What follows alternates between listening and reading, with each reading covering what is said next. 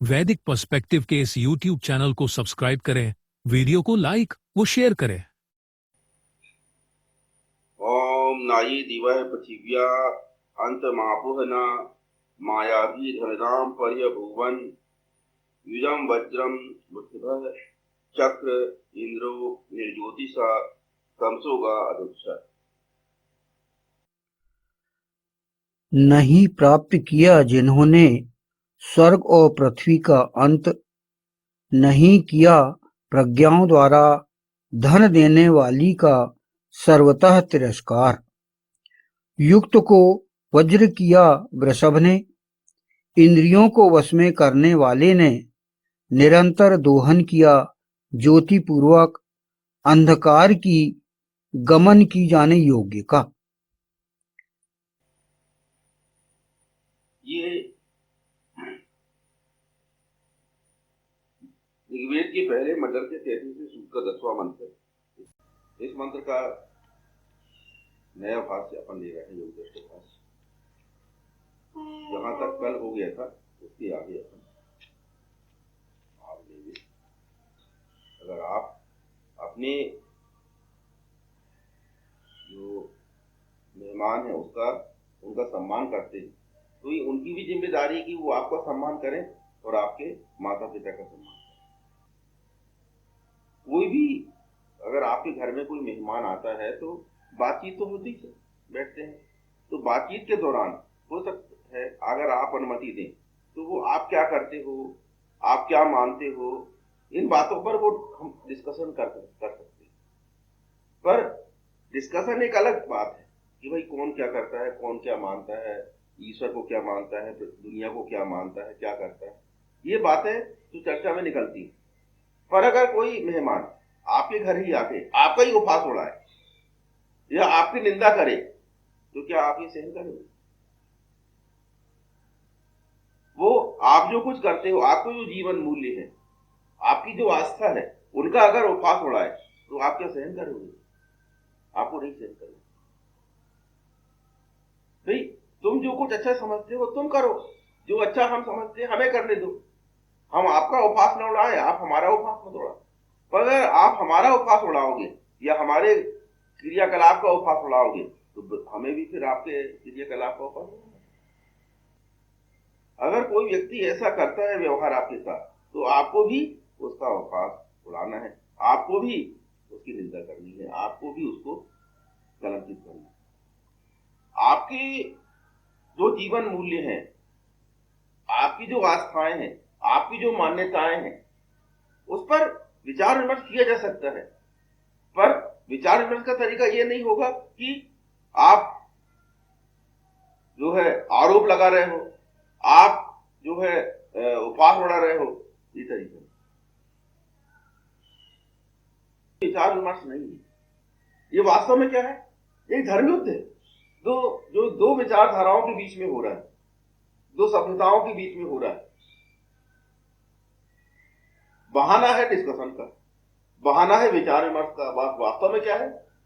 आदमी जो है सामने वाले पर आक्रमण कर रहा है, सामने वाले को नीचे दिखाने की कोशिश कर रहा है, सामने वाले को अपने रास्ते से हटाने की कोशिश कर रहा है। तो ये तो धर्मयुद्ध हो गया ना।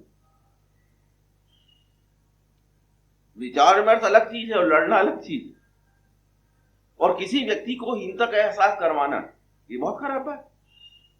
और आप हमारे घर में आ रहे हो, हमें हीनता का एहसास करवा रहे हो। आप कितने ही महान रहो, आप कितने ही ऊंचे रहो, पर किसी के घर में जाके उसकी हीनता का एहसास करवाना, क्या ये उचित व्यवहार है? ये एक धर्मयुद्ध है और किसी भी प्रकार के धर्मयुद्ध से नहीं भागना चाहिए जीवन। और अगर आप धर्मयुद्ध से भागोगे तो आप यादुधान बन सकते हो, यादुधान कह सकते हो। आपको तुरंत उसको प्रोटेक्ट करना चाहिए, आपको तुरंत ऐसी चर्चा को समाप्त करना चाहिए, आगे नहीं बढ़ने देना चाहिए। क्योंकि ये चर्चा क्या करेगी?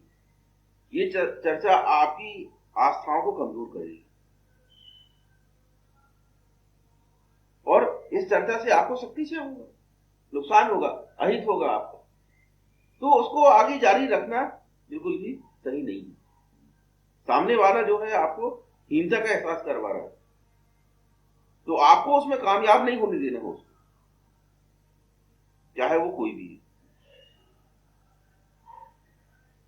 ये मानव व्यवहार का तरीका नहीं है कि हम अगर ज्यादा पैसे वाले हैं या ज्यादा पढ़े लिखे हैं या आयु में ज्यादा हैं तो हम सामने वाले को हीनता का एहसास करें। ऐसा आदमी सम्मानी नहीं है, ऐसा आदमी राक्षस, इनको राक्षस बोलते हैं। शक्तियां अर्जित करके अपने से कमजोरों को परेशान करना, यही राक्षसी करते हैं। भाई शक्ति अर्जित क्यों करता है आदमी?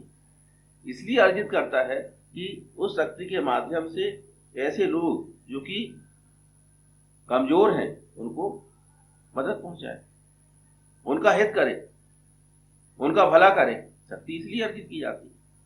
पर जो आदमी शक्ति अर्जित करके कमजोरों का भला करने की जगह कमजोरों का को और हीनता का एहसास करवाए, तो ये आदमी राक्षस है। ऐसे आदमी का प्रतिकार करना जरूरी है, उसके खिलाफ लड़ना जरूरी है, क्योंकि ये ज्ञान का, शक्ति का या धन दौलत का सही उपयोग नहीं। तो उस व्यक्ति को अपमानित करना बहुत जरूरी। अगर नहीं करेंगे तो वो अपनी इस प्रवृत्ति को कभी नहीं रोकेगा और वो लगातार ऐसा करता चला जाएगा। तो रोकना जरूरी, तो उसको जवाब देना आवश्यक, वहां उसका सम्मान करते रहना जरूरी नहीं है। उस व्यक्ति को सम्मानित करना तो और उसको बढ़ावा देना हो गया। जो व्यक्ति अपमान का हकदार है उसको अगर आप सम्मान दे रहे हो तो वो अपनी प्रवृत्ति क्यों छोड़ेगा? और हेकड़ी में आएगा, और हेकड़ी करेगा, और लोगों को परेशान करेगा, और कमजोर लोगों को परेशान करेगा। क्यों? उनका ये सब जो है डरते हैं नहीं। तो सब कमजोरों को संगठित होकर ऐसे व्यक्ति के खिलाफ उठना चाहिए। यही हिंदू धर्म की शिक्षा है कि आप कभी भी इन सब चीजों को सहन न करें। स्वयं भू यथा चतुर्थो अर्थान व्यवधान शाश्वती समाप्त है। स्वयं वर्तमान ने शाश्वत कालों, शाश्वत प्रजाओं के लिए जीवन मूल्यों का विधान किया। जो वैल्यूज हैं, जो जीवन मूल्य हैं, वो इंसान परमात्मा के द्वारा निश्चित किए गए हैं कि मानवता क्या चीज होती है, इंसानियत क्या चीज होती है, इंसान को कैसा होना चाहिए, सत्कर्म क्या है। ये सब चीजें प्री डिसाइडेड, पहले से डिसाइडेड।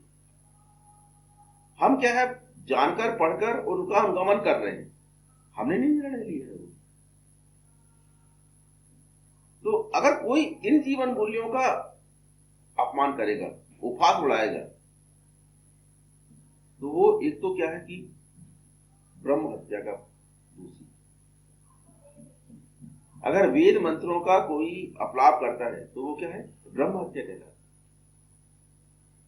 तो उसको तो उसका परिणाम मिलना ही मिलना है।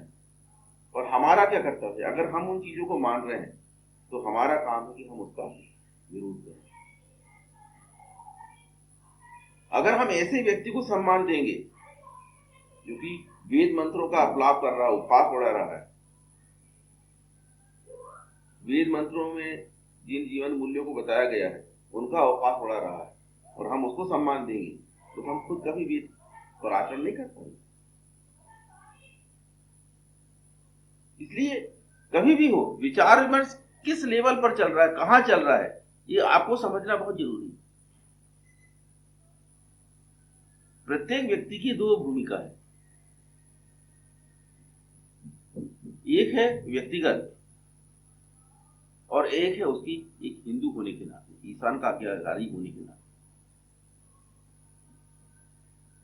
आप एक व्यक्ति होने के साथ साथ एक व्यवस्था को मानने वाले भी हैं, एक सिस्टम को मानने वाले। आपकी एक नागरिकता है, एक विश्व नागरिकता है। आप इस सृष्टि के एक नागरिक, सृष्टि में रहने वाले। तो उसको लेकर आपके कुछ अधिकार और कुछ कर्तव्य। जब कोई भी व्यक्ति आपके हिंदुत्व को चुनौती देने लग जाए, तो वहां क्या है कि आपको रिएक्ट करना।